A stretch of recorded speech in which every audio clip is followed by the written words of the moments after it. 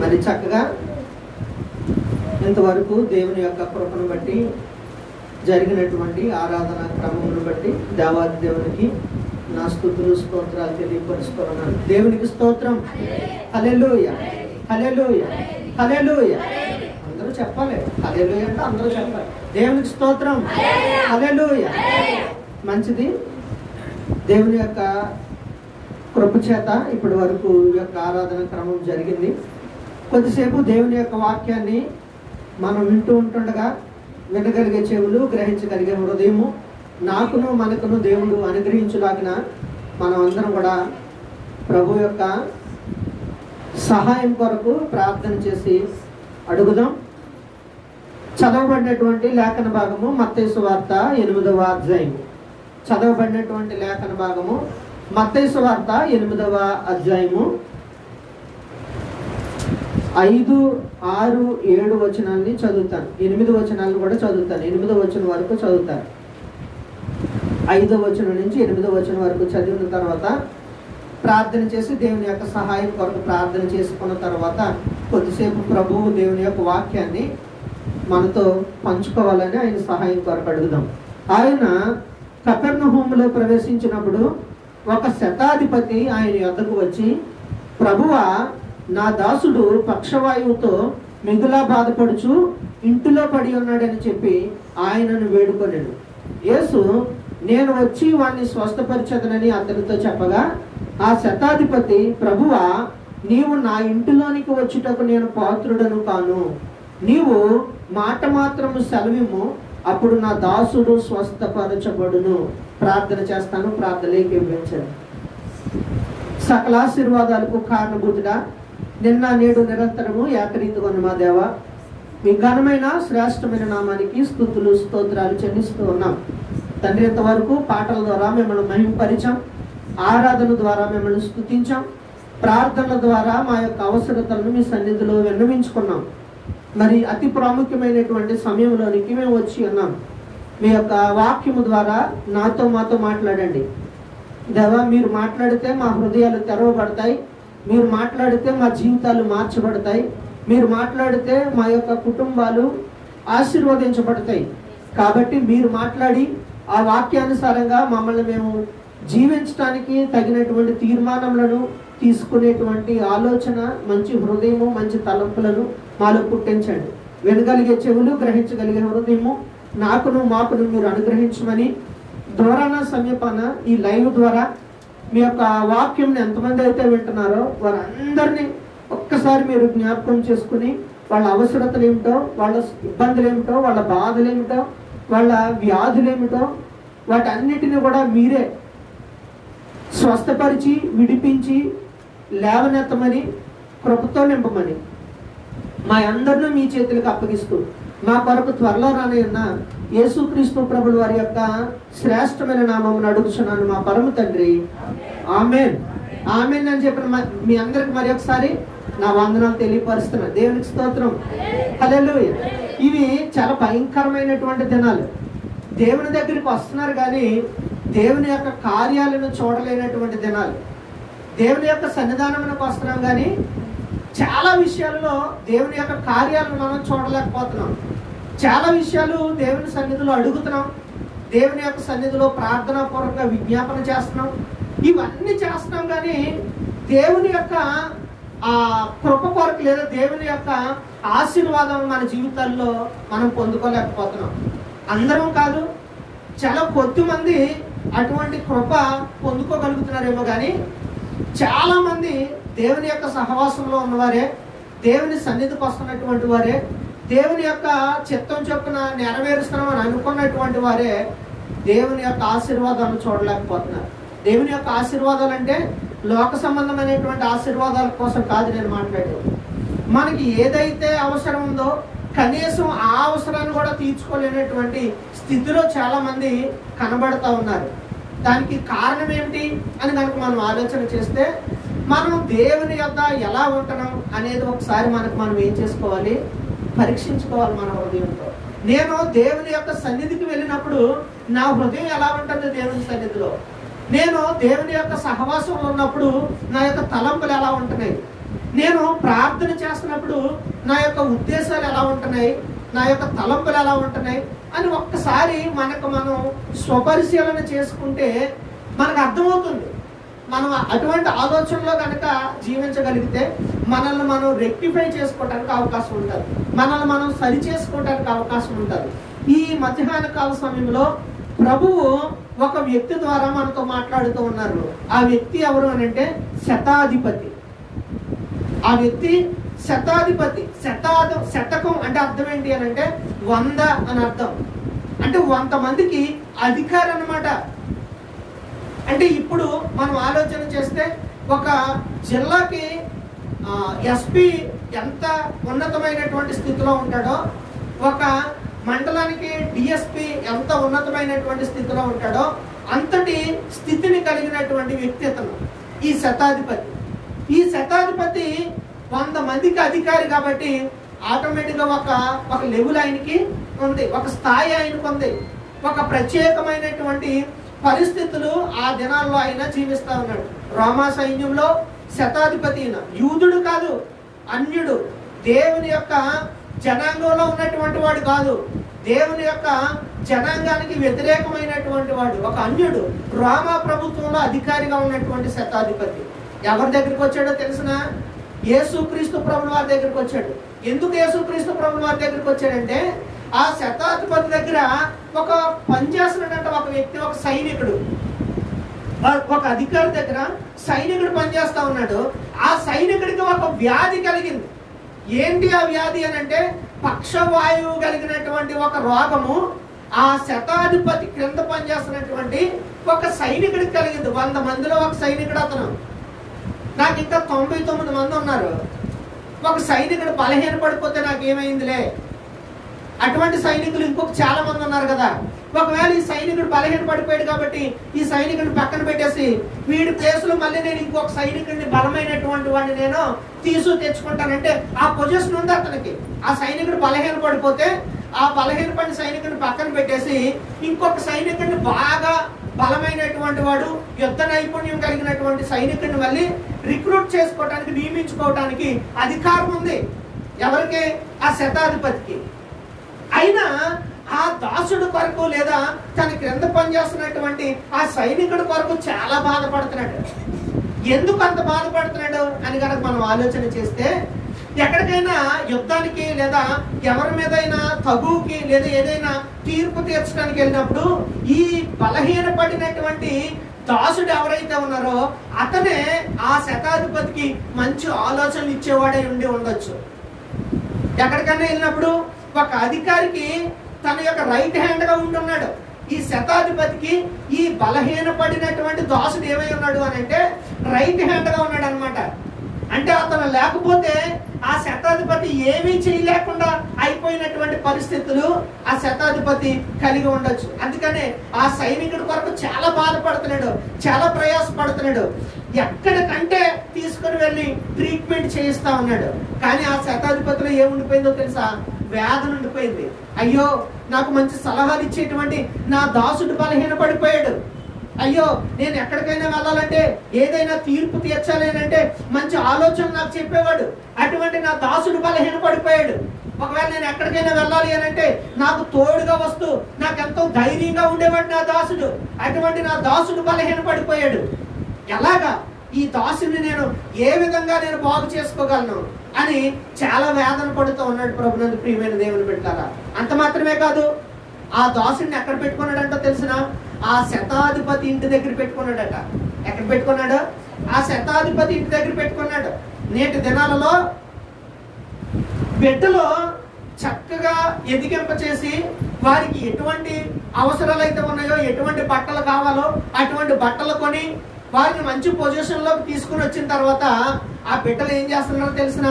తల్లిదండ్రులను పక్కన పెడుతున్నారు, తల్లిదండ్రులను దూరం చేస్తా ఉన్నారు, తల్లిదండ్రులను లెక్కలు చేయకుండా ఏం చేస్తున్నారో తెలిసిన? ఎక్కడో మూలన వాళ్ళ కష్టపడలేనటువంటి స్థితికి వచ్చిన తర్వాత వారిని చూడలేనటువంటి బిడ్డలు చాలా మందే మనం చూస్తా ఉన్నాం. కానీ పెంచి పెద్ద చేసినటువంటి బిడ్డలు వాళ్ళ తల్లిదండ్రులనే చూడలేనటువంటి దినాలలో ఒక దాసుడు, ఆ దాసుడు బలహీన పడినప్పుడు ఆ యజమానుడు లేదా ఆ శతాధిపతి ఆ దాసుడు కొరకు పడుతున్నటువంటి ప్రయాస ఎంత గొప్పదో ఒకసారి ఆలోచన చేయండి. ఎందుకు అనంటే ఆ దాసుడు ఆ యజమానుడి దగ్గర అంత యథార్థమైనటువంటి జీవితాన్ని జీవించి ఉండొచ్చు. ప్రభునందు ప్రియమైన దేవుని బిడ్డలారా, మనమందరం కూడా యేసుక్రీస్తు ప్రభుల వారు అనేటువంటి యజమాని దగ్గర మనమందరం కూడా ఎవరమై ఉన్నామో తెలుసా?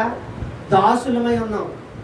ఆ ప్రభు దగ్గర, ఆ సార్వభౌముడి దగ్గర, ఆ సర్వ లోకాన్ని సృష్టించినటువంటి సృష్టికర్త దగ్గర మనం ఎవరమై ఉన్నాం? మనం దాసులమై ఉన్నాం. ఎన్నిక లేని వారమై ఉన్నాం. ఎందుకు పనికిరానటువంటి వారమై ఉన్నాం. మనం ఎంతలాగా దేవుని సన్నిధిలో ఉండాలా ఒకసారి ఆలోచన చేయండి. ఎంత యథార్థత కలిగినటువంటి జీవితాన్ని జీవించాలి, ఎంత నమ్మకం కలిగినటువంటి జీవితాన్ని జీవించాలి, ఎంత పశ్చాత్తాపంతో కూడినటువంటి జీవితాన్ని జీవించాలి. ఓకే, ఈ శతాధిపతిని గురించి ఆలోచన చేస్తా ఉన్నప్పుడు శతాధిపతి దగ్గర చాలా మంది ఉన్నారు కదా. ఆ శతాధిపతి ఏమంటాడో తెలుసా? నా కిందను కొంతమంది పనిచేస్తూ ఉన్నారు, నేను అధికారం నాకు లోబడిన వాడిని. ఒకరిని వెళ్ళమంటే వెళ్తాడు, ఒకరిని రమ్మంటే వస్తాడు అంటున్నాడు. అంటే ఒక అధికారం కలిగి ఉన్నాడు అతను. ఆస్తి పాస్తులు ఉన్నాయి, అధికారం ఉన్నది. అంత మాత్రమే కాదు, ఒక హోదా ఉంది ఆయనకి. సమాజంలో ఒక ప్రత్యేకమైనటువంటి హోదా ఉంది. ఇటువంటి ఆధిక్యతలు కలిగినటువంటి ఆ శతాధిపతి ఎవరి దగ్గరికి వచ్చారట? యేసు ప్రభు వారి దగ్గరికి వచ్చారు. దేవునికి స్తోత్రం, హల్లెలూయా. అంటే ఆ శతాధిపతిలో ఉన్నటువంటి గుణగణాలను కనుక మనం ఆలోచన చేస్తే మొట్టమొదటి లక్షణం ఏంటో తెలుసా? ఆ శతాధిపతి తగ్గించుకుంటున్నాడు. ఏం చేస్తున్నాడు? తను తాను తగ్గించుకుంటున్నాడు ఆ శతాధిపతి. ఏదో కాస్త డబ్బులు సంపాదించేటప్పటికి ఎవరు కనబడరో తెలుసా? మనుషుల్లో కనబడరు. ఎలా కనబడతారో? పురుగులు వలె కనబడతారు. మనుషులు ఎన్నికలైనటువంటి వారి వలె కనబడతారు. దేవుని యొక్క వాక్యంలో కూడా ఉంది, ధనము సమస్త కీడుకు మూలము.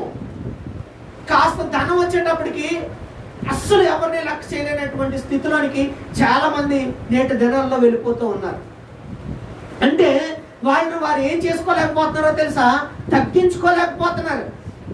ఒకవేళ సంఘాల్లోకి వచ్చిన తర్వాత, మన సంఘంలోని కాదు కానీ చాలా సంఘాలలో లేదా చాలా సమాజాలలో, ఆ ఒక్క క్రిస్టియన్ సొసైటీలోనే కాదు అన్ని సొసైటీల్లో కూడా ఎవ్వరూ తగ్గించుకునే స్వభావం ఉండదు.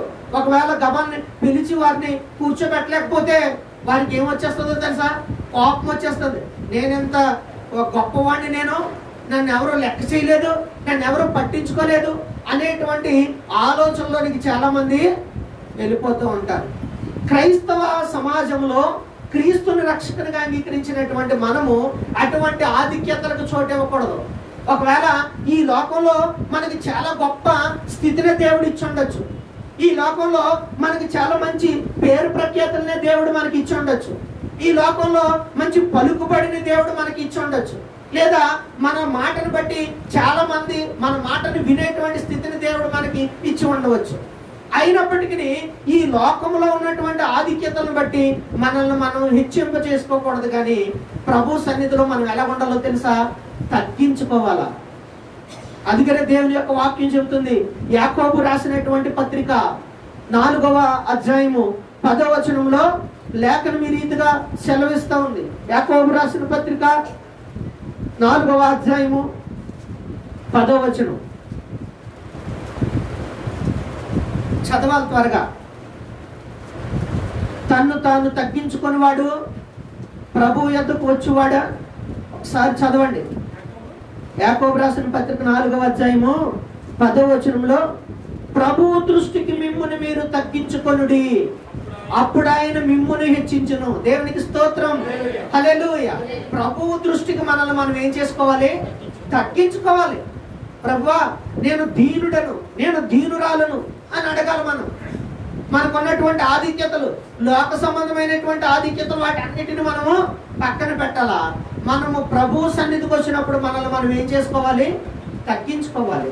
కొంతమంది కులాన్ని బట్టి హెచ్చింపు కలిగి ఉంటారు, కొంతమంది ధనాన్ని బట్టి హెచ్చింపు కలిగి ఉంటారు, కొంతమంది బలాన్ని బట్టి హెచ్చింపు కలిగి ఉంటారు. కానీ ప్రభు సన్నిధికి వచ్చినప్పుడు నీ కులాన్ని నీవు పక్కన పెట్టాలా. ప్రభు సన్నిధికి వచ్చినప్పుడు నీ ధనాన్ని నువ్వు లెక్క చేయకూడదు. లెక్క చేయకూడదనంటే నీకున్నటువంటి ధనాన్ని అంతటిని తీసుకొచ్చి వీధిలో విసిరేయమని కాదు దాని అర్థం. లెక్క చేయకూడదు అని అంటే నీ యొక్క మనస్సు నీకున్నటువంటి ధనం మీద ఉండకూడదు. నీ మనసు ఎక్కడ ఉండాలి? ప్రభువు మీద ఉండాలి. ఒకవేళ ఈ లోకానుసారముగా మనం మంచి పొజిషన్లో బ్రతకాలంటే ధనము ఖచ్చితంగా కావాలి. మన బిడ్డలకి మంచి భోజనం పెట్టాలంటే, మన బిడ్డలకి చక్కని వస్త్రాలు ఇవ్వాలంటే, మనం మంచిగా సమాజంలో బ్రతకాలంటే మనకి కావాల్సింది ఏంటో తెలిసిన ధనం కావాలి ఖచ్చితంగా. కానీ మన యొక్క తలంపు అంతా కూడా, మన యొక్క మనస్సు అంతా కూడా దేని మీద ఉండకూడదు? ధనం మీద ఉండకూడదు. వ్యామోహం పెంచుకోకూడదు ధనం మీద.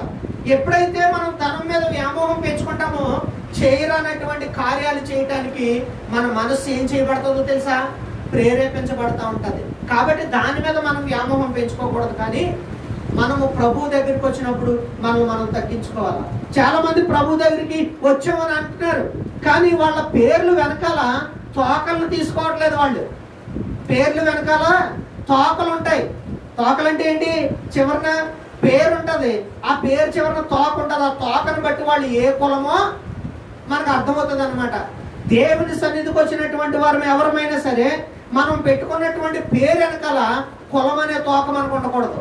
కులం అనే తోక తీసేసుకుంటేనే ప్రభు దగ్గర నిన్ను నీవేం చేసుకున్నట్టు? తగ్గించుకున్నట్టు. ధనం మీద వ్యామోహం తీసేసుకుంటేనే ప్రభు దగ్గరికి వచ్చినప్పుడు నీవు తగ్గించుకున్నట్టు. లోక సంబంధమైనటువంటి శరీరాశల్ని నీవు తగ్గించుకుంటేనే ప్రభు దగ్గరికి నీవు వచ్చినప్పుడు నీవు తగ్గించుకున్నట్టు. ఈ లక్షణాలు ఎవరిలో కనబడుతున్నాయో తెలుసా? శతాధిపతిలో కనబడుతున్నాయి. రై పలానా ఆయన దగ్గరికి వెళ్ళండి, పలానా ఆయన వచ్చాడట, యేసు ప్రభుట ఆయన పేరు, ఇలా మన దాసుల్లో ఒకడు బలహీన పడిపోయి ఉన్నాడు కదా, పక్షవాయువుతో ఉన్నాడు కదా, వెళ్ళి మాట్లాడండి అని చెప్పలేదు ఆయన. తనే ఆ 100 మందికి అధికారి అయినటువంటి ఆ శతాధిపతి తన యొక్క స్టేటస్ని విడిచిపెట్టి, తనకున్నటువంటి పలుకుబడిని విడిచిపెట్టి, తనకున్నటువంటి ఆధిక్యతను విడిచిపెట్టాడు. ఎవరి దగ్గరికి వచ్చారో తెలుసా? యేసు ప్రభు దగ్గరికి వచ్చారు. ఎందుకు వచ్చారో తెలిసిన? చాలా కాలం నుంచి ఆ దాసుడి యొక్క స్థితిని ఎరిగి ఉన్నాడు. చాలా కాలం నుంచి తన దాసుడు పడినటువంటి పరిస్థితిని ఎరిగి ఉన్నాడు. ఆ దాసుడు బాగుపడాలని చాలా ప్రయత్నాలు చేశాడు, కానీ ఆ దాసుడు బాగుపడలేదు. ఎలాగ నా దాసుడు బాగుపడతాడని వేదన పడుతూ ఉన్నప్పుడు ఒక వర్తమానం ఆ శతాధిపతికి వినబడింది.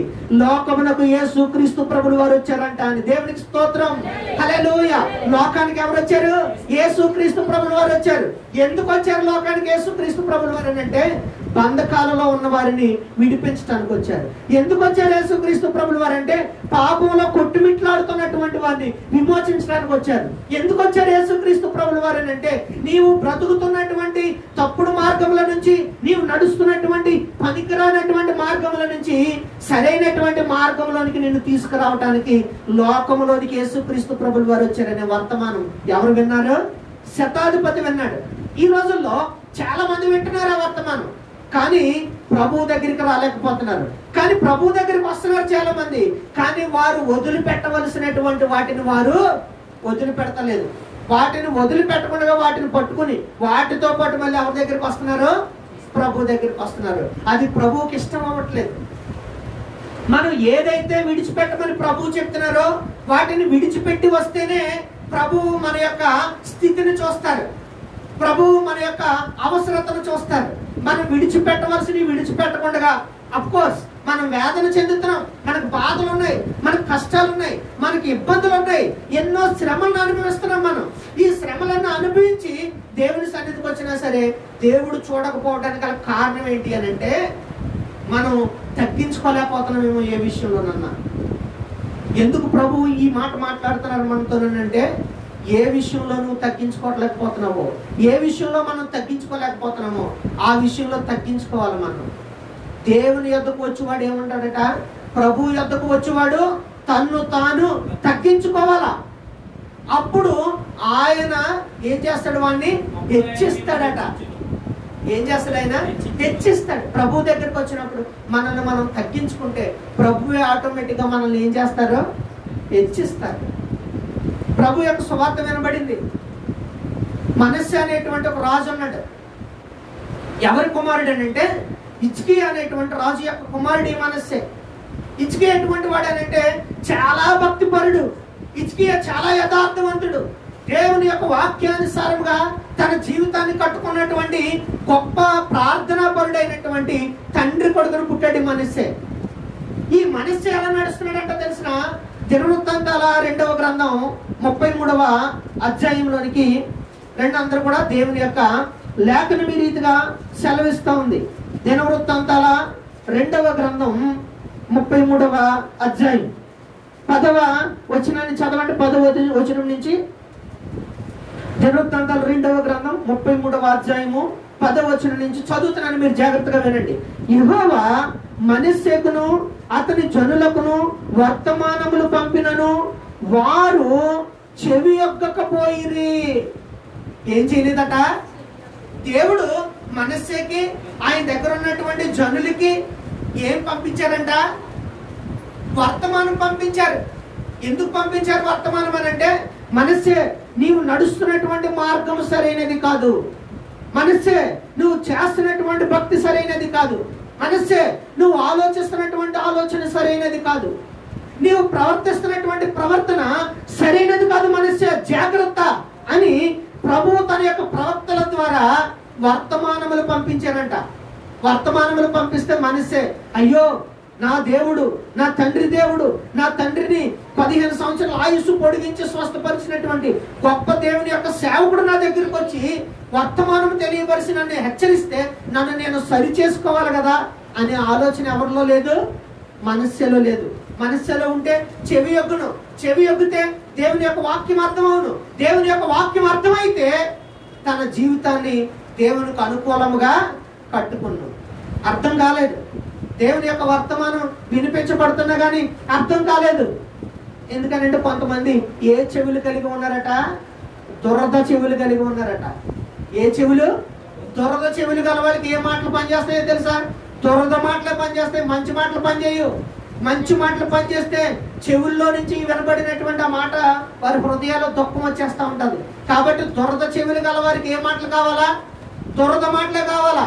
ఇక్కడ అటువంటి మాటలు పనికిరావు. ఇక్కడ అటువంటి మాటలు ప్రభు ప్రకటించరు. యథార్థవంతమైనటువంటి శుభవర్తమానమును ప్రకటించబడుతుంది ఈ స్థలంలో. ప్రభునందు ప్రియమైన దేవుని బిడ్డలారా, ఈ మనస్సు ఏం చేశాడు? చెవి యొక్కకపోయిరి.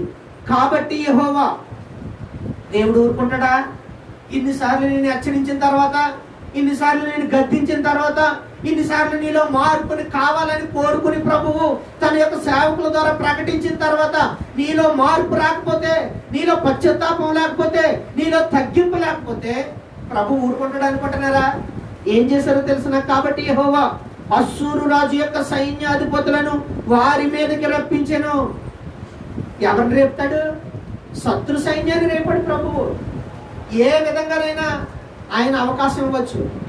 మనం సరైనటువంటి మార్గంలో నడవాలా, మనల్ని మనం తగ్గించుకోవాలా. అప్పుడు ఏం జరిగిందో తెలుసా?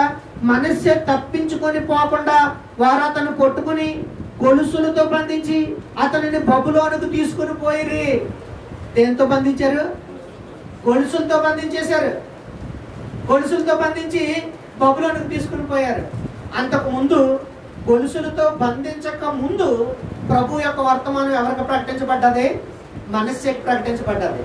మనస్సే వినుంటే, దేవుడి సేవకులు చెప్పినటువంటి ఆ వర్తమానమును మనస్సే పట్టించుకుని ఉంటే, ఆ వర్తమానమును మనస్సే వినుంటే, చెవి యొగ్గి ఉంటే, ఈనాడు మనస్సే సంఖ్యలతో బంధింపబడి ఉండే అవకాశము ఉండేది కాదు. ప్రభునందు ప్రియమైన దేవుని బిడ్డలారా, దేవుని వాక్యం మీకు వినపడుతుంది. ఏ పని అయితే చేయొద్దు అంటున్నారో ఆ పనిని చేయొద్దు అన్నప్పుడు నువ్వు విని మానేస్తే నీకు కూడా కష్టాలు రావు, నీకు కూడా ఇబ్బందులు రావు, నీకు కూడా శ్రమలు రావు, నీకు కూడా శోధనలు రావు. లేకపోతే ఏం కలుగుతుంది తెలుసా? సంఖ్యలతో బంధించిన తర్వాత ఆ రాజుకి ఏం కలిగిందో తెలుసా? అవమానం కలుగుతుంది. ఏం కలుగుతుంది? సామాన్యమైన మనలాంటి వాళ్ళని అరెస్ట్ చేసి తీసుకెళ్లారు అనుకోండి, పెద్ద పట్టించుకుంటారు ఎవరైనా? అంత అవసరమే ఉంది? పెద్ద పట్టించుకోడు. అదే ఒక గొప్ప అధికారం కలిగినటువంటి వారిని, ఒక రాజు హోదా కలిగిన వారిని అరెస్ట్ చేసి తీసుకెళ్లారనుకోండి, ఎలా ఉంటది? అందరు నోట పలానా వాళ్ళంట అరెస్ట్ చేశారంట అంటే అది చాలా అవమానముగా ఉంటుంది. వాళ్ళకు ఉన్నటువంటి హోదాను బట్టి, వాళ్ళకు ఉన్నటువంటి ఆధిక్యతను బట్టి. దేవుని మాట వినకపోవటం వలన మొట్టమొదటి ఏ ప్రాప్తించింది? సంఖ్యలు, వాటమి. రెండవది సంఖ్యలు. మూడవది ఏంటో తెలుసా? అవమానం. కారణం దేవుని యొక్క వర్తమానమును ఏం చేయలేదంట, ఆయన చెవి ఒక్కకుండా ఉండిపోయాడు. తర్వాత ఏం చేసాడో తెలుసా? 12వ వచనంలో 12 పైన చదువుతున్న, గొలుసులతో బంధించి అతన్ని బబులోనికి తీసుకుని పోయి, అతడు శ్రమలో ఉన్నప్పుడు, ఎక్కడ ఉన్నప్పుడు? శ్రమలో ఉన్నప్పుడు. కానీ దేవుడు ఏం కోరుకుంటున్నాడో తెలిసిన ప్రభునందు ప్రియమైన దేవుని బిడ్డలారా, శ్రమలో ఉన్నప్పుడు నా కొరకు ఎదురు చూస్తారేమో, నా సహాయం కొరకు నీ బిడ్డలు అడుగుతారేమో. శ్రమను ఎందుకు పంపిస్తారంటే దేవుడు మన మీదకి, మన కష్టకాలంలో ఆయన వైపు తిరుగుతామేమోనని మన మీదకి ఏం పంపిస్తారో? శ్రమను పంపిస్తారు, వేదన పంపిస్తారు. అటువంటి సమయంలోనైనా నా బిడ్డ మోకరించి నా కొరకు, నా సహాయం కొరకు ప్రార్థన చేస్తారేమో, నేను సహాయం చేయాలి అని ప్రభు ఎదురు చూస్తూ ఉంటే, ఒక ప్రక్కన శ్రమలు, శోధనలు, ఇబ్బందులు ఇవన్నీ కలుగుతూ ఉంటాయి. కానీ కనీసం దేవుని దగ్గరకు వచ్చి ప్రభువా నా బాధను తీసివేయని అడిగేవాడు లేడట. దేవుని యొక్క సహాయము కొరకు కనిపెట్టువాడు లేడు అని దేవుని యొక్క వాక్యం చెబుతుంది. కానీ ఇక్కడ మనిషి ఏం చేశాడంట తెలుసా? అతడు శ్రమలో ఉన్నప్పుడు తన దేవుడైన యెహోవాను బతిమాలుకొని తన పితరుల దేవుని సన్నిధిని తన్ను తాను బహుగా తగ్గించుకుని, దేవునికి స్తోత్రం, హల్లెలూయా, ఏం చేశాడు? బ్రతిమలాడుకున్నాడంట. రెండవది ఏం చేశాడో తెలుసా? తన్ను తాను బహుగా తగ్గించుకున్నాడు. మామూలుగా కూడా కాదు, బహుగా తగ్గించుకున్నాడు. బాధ కలిగితేనే కానీ ఏం కలగదంట? బోధ కలగదంట. ఏం కలిగితేనే కానీ? బాధ కలిగితేనే కానీ బోధ కలగదు. కొంతమందికి బాధ కలిగినా కానీ బోధ కలుగుతలేదు. ఎంత భయంకరమైనటువంటి రోజుల్లోకి వచ్చేసాం. కానీ మనస్సే తను శ్రమలో ఉన్నాడని గుర్తించాడు. శ్రమలో ఉన్నాడని గుర్తించి ఎవరిని బ్రతిమలాడుతున్నాడు? ఎవరిని బ్రతిమలాడాలా? బబులోను రాజుని బ్రతిమలాడా? బబులోను రాజా, తప్పు అయిపోయింది, నేనేదో పొరపాటు చేసేసాను నీ దృష్టిలో, కాబట్టి నాకు సంఖ్యలు వేసేసావు కదా, ఈ సంఖ్యల నుంచి విడిపించే, సంవత్సరం నీకు ఎంత పన్ను కట్టాలంటే అంత పన్ను కడతానని ఎవరిని బ్రతిమలాడాలా? బంధించినటువంటి రాజును బ్రతిమలాడాలా. కానీ మనస్సు ఎవరిని బ్రతిమలాడుతున్నాడు? సృష్టికర్తను బ్రతిమలాడుతున్నాడు. దేవునికి స్తోత్రం. హృదయాంతరంగాలను మార్చగలిగే దేవాది దేవుని బ్రతిమలాడుతున్నాడు. ఎలా బ్రతిమలాడాడంటో తెలుసా? తను తాను దేవుని సన్నిధిలో బహుగా తగ్గించుకున్నాడట. అందుకనే దేవుని వద్దకు వచ్చి వారు ఏం చేయాలట? తగ్గించుకోవాలా. మనల్ని మనం తగ్గించుకుంటే దేవుడే మనల్ని ఏం చేస్తారో? హెచ్చిస్తారు. మనల్ని మనం హెచ్చించుకుంటే తగ్గించబడతాం, మనల్ని మనం తగ్గించుకుంటే హెచ్చింపబడతాం. దేవునికి స్తోత్రం, హల్లెలూయా. మొట్టమొదటి మాట, దేవుని వద్దకు వచ్చి వారు ఎలా ఉండాలో తెలుసా? మనల్ని మనం ఏం చేసుకోవాలి? తగ్గించుకోవాలి. ఎవరి నుంచి నేర్చుకుంటున్నాం అది? ఒక అన్యుడైనటువంటి ఒక శతాధిపతి నేర్పుతున్నాడు పాఠం. ఒక అన్యుడైనటువంటి శతాధిపతి మనకు పాఠం నేర్పితే, దేవుని యొక్క రక్షణలో నడుస్తున్నటువంటి మనము అనేక మందికి ఒక పాఠం నేర్పేవారమై ఉండాలా. అనేక మంది మనల్ని చూసి ప్రభు రక్షకుడని అంగీకరించేవారై ప్రభువు తట్టు త్రిప్పేవారమై మనం ఉండాలి. ప్రభునందు ప్రియమైన దేవుని బిడ్డలారా, రెండో మాట ఏంటో తెలుసా? ఆయన తన ఆధిక్యతల ద్వారా దేవుని సన్నిధిలో సాధించాలని ఆలోచన చేయలేదు. దేవుని సన్నిధికి వచ్చాడు, ప్రభు దగ్గరికి వచ్చాడు. ఆ శతాధిపతి వచ్చేమంటున్నాడో తెలుసా? అయ్యా నా దాసుడు బాగుపడాలా అంటున్నాడే తప్ప, నేను 100 మందికి అధికారిని, నా కింద 100 మంది పనిచేస్తారు, నేను ఎలాగా అని గొప్పలు ఎవరి దగ్గర చెప్పుకోవట్లేదు? దేవుని దగ్గర చెప్పుకోవట్లేదు. ఇంకొక పాయింట్ మనం ఇక్కడ అర్థం చేసుకుంటే, తనకున్నటువంటి ఆధిక్యతలు తన దాసుని ఏం చేయలేకపోయాయి? స్వస్థపరచలేకపోయాయి. తనకున్నటువంటి పలుకుబడి తన దాసుడికి స్వస్థతనివ్వలేకపోయింది. తనకున్నటువంటి హోదా తన దాసుడికి స్వస్థతనివ్వలేకపోయింది. అంటే నిర్జీవ క్రియలను ఏం చేయాలి? మనము విడిచిపెట్టాలి. అవన్నీ కూడా నిర్జీవ క్రియలను గ్రహించాలి. మనం ఈ లోకంలో నీకున్నటువంటి హోదా కానీ, ఈ లోకంలో నీకున్నటువంటి ఆధిక్యత కానీ, ఈ లోకంలో నీకున్నటువంటి పలుకుబడులు కానీ, ఇవన్నీ ఏంటన్నమాట? అవి నిర్జీవ క్రియలు. హెబ్రీయులకు రాసిన పత్రిక 6వ అధ్యాయము 1వ వచనంలో మాట ఉంటుంది, చదవండి. హెబ్రీయులకు రాసిన పత్రిక 6వ అధ్యాయము 1వ వచనమే. కాబట్టి నిర్జీవ క్రియలను విడిచి మారు మనసు పొందు. దేవునికి స్తోత్రం, హల్లెలూయా. ఏ క్రియలను విడిచిపెట్టాలి మనము? నిర్జీవ క్రియలను విడిచిపెట్టాలా. ఈ లోకంలో నీకున్నటువంటి ఇవేవి నీకు కలిసి రావు. ఒక ధనవంతుడు ఉన్నాడు, యేసు ప్రభువారే స్వయాన సృష్టికర్త చెప్పారు. ఒక ధనవంతుడు ఉన్నాడంటే ఈ లోకంలో. ధనవంతుడు ఎలా బ్రతికాడంటే తెలుసా? లోకాసు వార్త 16వ అధ్యాయము ఒకసారి అందరూ తీసుకోండి. లోకాసు వార్త 16వ అధ్యాయం అందరూ తీసుకోండి, నేను చదువుతాను, మీరు జాగ్రత్తగా వినండి. లోకాసు వార్త 16వ అధ్యాయం 19వ వచనం నుంచి చదువుతున్నాను, జాగ్రత్తగా వినండి. ధనవంతుడు ఒకడు ఉండెను. ఎవరున్నారట? ధనవంతుడు ఒకడు ఉండెను. అతడు ఊదా రంగు బట్టలను సన్నపు నార వస్త్రములను ధరించుకొని ప్రతి దినము బహుగా సంతోషపడువాడు. ధనవంతుడు ఉన్నాడంట. ఆ ధనవంతుడు ఏం చేస్తున్నాడంట? ఊదా రంగు బట్ట, కలర్ఫుల్ డ్రెస్సులు వేసుకుంటున్నాడు. అవి కూడా లెనిన్ క్లాత్ అన్నమాట. సన్నపు నార బట్టలు ధరిస్తున్నాడు. ఇంకా ఏం చేస్తున్నాడంటే తెలిసిన? ధరించుకొని ప్రతి దినము బహుగా సుఖపడుచున్నాడు. ఎక్కడ? భూమి మీద. ప్రతి దినం కూడాను. అంటే అతని జీవితంలో కష్టం అనేదే చూడలేదు, అతని జీవితంలో లోటు అనేది లేదు, అతని జీవితంలో కరువు అనేది లేదు, అతని జీవితంలో శ్రమ అనేది లేదు. కాబట్టి ప్రతి దినము ఏం చేస్తున్నాడు? బహుగా సంతోషపడుతున్నాడు అంట. బహుగా ఊదా రంగు బట్టలు వేసుకుంటున్నాడు, సన్నపు నార వస్త్రములు ధరిస్తున్నాడు, ప్రతి దినము సంతోషిస్తున్నాడు. అయితే 22వ వచనాన్ని చదువుతున్నాడు. ఆ దరిద్రుడు చనిపోయి దేవదూతల చేత అబ్రహాము రొమ్మున ఆనుకుంటూ కొనుక్కోబడిను. ధనవంతుడు కూడా చనిపోయి పాతి పెట్టబడిను. కానీ ఈ భూమి మీద చాలా గొప్పగా బ్రతికాడు. కానీ ఆ ధనవంతుడు కూడా ఏమయ్యాడట? చనిపోయాడు, పాతి పెట్టబడ్డాడు. పాతి పెట్టబడిన తర్వాత 23వ వచనం, అప్పుడు అతడు పాతాళములో బాధపడుచు. ఏం చేస్తున్నాడు? పాతాళంలో బాధపడుతున్నాడు. అంటే అతను భూమి మీద వేసుకున్నటువంటి ఊదా రంగు వస్త్రాల బాధను తీసివేయలేకపోయాయి. ఆయన భూమి మీద ధరించినటువంటి సన్నని నార వస్త్రములు ఆ బాధను తీసివేయలేకపోయాయి. భూమి మీద ప్రతి దినము ఆయన సంతోషిస్తున్నటువంటి ఆ సంతోషము పాతాళంలో అతని బాధను తీసివేసుకోలేకపోయాయి. అంటే ఈ లోకంలో ఉన్నవన్నీ కూడా ఏ క్రియలు అనమాట? ఈ నిర్జీవ క్రియలు. నీకు ఏ విధంగా కూడా ఉపయోగపడవు, ఏ కోసాన కూడా నీకు పనికిరావు.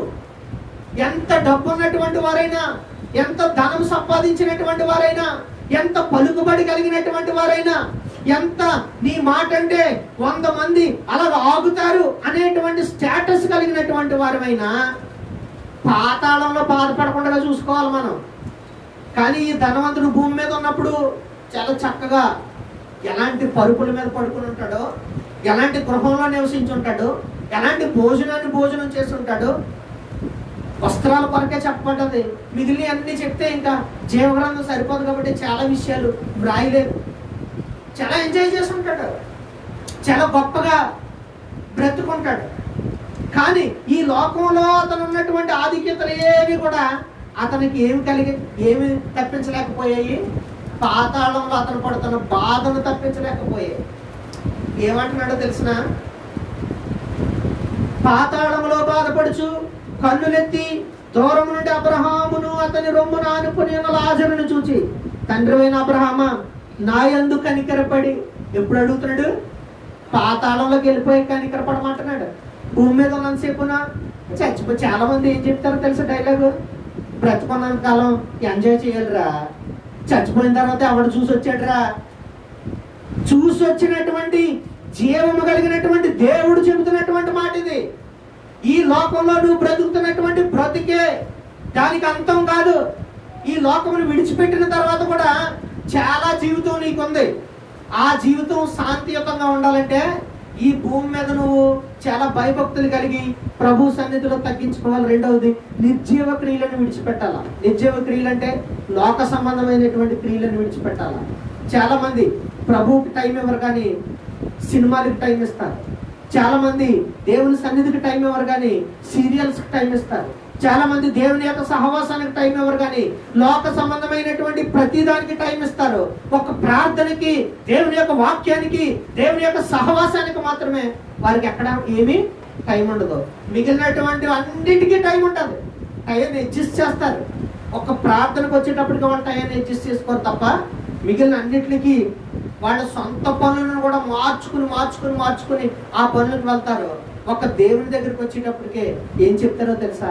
ఎక్కడ తెమ్మట్లేదండి, ఎంత ప్రయత్నం చేసినా కుదురుతలేదండి, ఎన్ని రకాలుగా నేను ఆలోచన చేసినా కానీ దేవుని సన్నిధికి రాలేకపోతున్నానండి. ఇది వాళ్ళు చెప్తున్నటువంటి మాట కాదు, అదేంటో తెలుసా? కథ. ఏ కథ అది? కాకమ్మ కబుర్లు అంటారు కదా, అటువంటి కథలు చెప్తా ఉంటారు. మిగిలిన అన్నిటికీ నీకు టైం ఉన్నప్పుడు ఒక దేవుని దగ్గరికి రావడానికి నీకు టైం ఉండట్లేదు అని అంటే దాని అర్థం ఏంటో తెలుసా? నీ హృదయము, నీ యొక్క మనస్సు, నీ యొక్క తలంపులు నిర్జీవ క్రియల వైపు ఉన్నాయి కాబట్టి జీవం వైపు నీవు రాలేకపోతున్నావు. నిర్జీవ క్రియలు నువ్వు ఎప్పుడైతే విడిచిపెడతావో జీవము కలిగినటువంటి స్థితిలోనికి నీవు వస్తావు. ప్రభునందు ప్రియమైనటువంటి దేవుని బిడ్డలారా, నిర్జీవ క్రియలను విడిచిపెట్టాలి. విడిచిపెట్టి ఏం చేయాలంట? మారు మనసు పొందాలట. దేవునికి స్తోత్రం, హల్లెలూయా. నిర్జీవ క్రియలను విడిచిపెట్టి మారు మనసు పొందాలి. దేవుని సన్నిధికి వచ్చేవారు మొట్టమొదటి మాట ఏంటో తెలుసా? ప్రభు యొద్దకు వచ్చేవారు తను తాను తగ్గించుకోవాలి, అప్పుడు హెచ్చింపబడతారు. రెండవ మాట, నిర్జీవ క్రియలను విడిచిపెట్టి విశ్వాసములో ఏం చేయాలి? మనము బలపరచబడాలి, మారు మనసు పొందాలను. నిర్జీవ క్రియలను విడిచిపెట్టి మారు మనసు పొందాల. అప్పుడు మనకి జీవము దేవుడిస్తారు, నిత్య జీవాన్ని దేవుడిస్తారు. మూడవ మాట, ప్రభు యొక్క మహాకృపను బట్టి తిమోతికి రాసినటువంటి మొదటి పత్రిక 6వ అధ్యాయము 6వ వచనాన్ని చదవండి. దేవుని యొక్క వాక్యము ఈ రీతిగా సెలవిస్తుంది. తిమోతికి రాసిన మొదటి పత్రిక 6వ అధ్యాయము 6వ వచనం.